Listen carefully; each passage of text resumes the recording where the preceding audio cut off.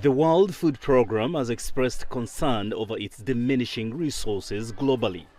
According to the UN agency, a widening funding gap is affecting the lives and livelihoods of refugees across the world. The WFP says it has had to make difficult decisions to get through the crisis. In the Dadaab camp in northeastern Kenya, for example, food rations have already been cut by up to 40%. The impact is growing as the majority of refugees have been relying on the food assistance provided by the WFP. Now they need to look elsewhere. The food rations we are given can only last for 15 days, so we mostly rely on our neighbors for vegetables and other essential foods.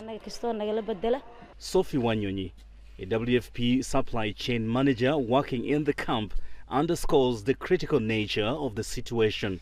The amount of food that is required for the distribution is 8,000 metric tons a month. That is the consumption. But you see, right now we have 3,000 metric tons, of which we have a deficit of 5,000 metric tons a month. According to the WFP, the diminishing resources is not just a financial deficit.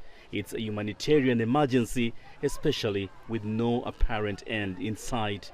A key concern here in Dadaab is the nutritional status of the refugees, especially children.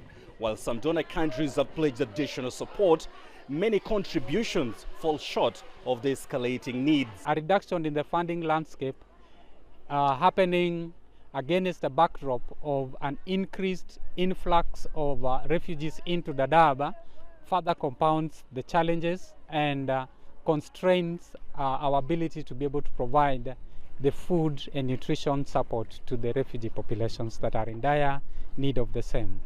WFP has secured some assistance from the donor community that will last them up until September. But officials say the risk of the food basket emptying out remains high if no additional funding is received. Daniel Arab Moy, CGTN, Dadaab Refugee Camp.